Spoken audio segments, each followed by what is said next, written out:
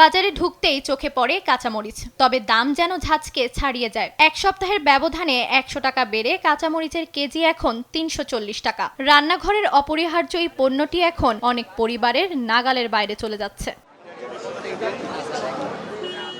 সবজির বাজারে কয়েকটি পণ্যের দাম কিছুটা কমলেও পুরোপুরি স্বস্তি এখনো আসেনি। পেঁপের দাম কিছুটা কমেছে, কিন্তু বেগুন, টমেটো, করলা আর গাজরের মতো নিত্য প্রয়োজনীয় সবজির বেশিরভাগই এখনো ১০০ টাকার উপরে। তাই বাজারে এসেও স্বস্তির নিঃশ্বাস ফেলতে পারছেন না ক্রেতারা।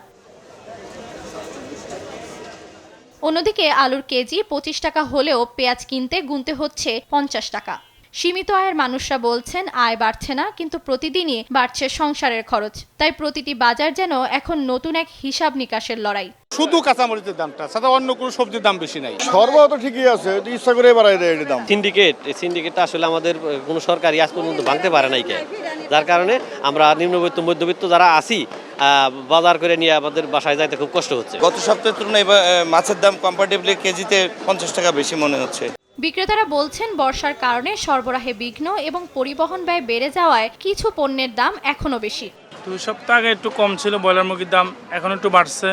সোনালী আগের মতনই আছে। লাল ডিমের দাম ছিল ১৩০ টাকা, আর এই সপ্তাহে ৩৫ টাকা।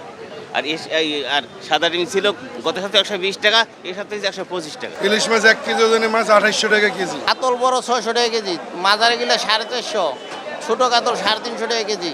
নিত্য প্রয়োজনীয় পণ্যের উচ্চ মূল্যে সাধারণ মানুষের সংসারের হিসাব আরও কঠিন করে তুলেছে।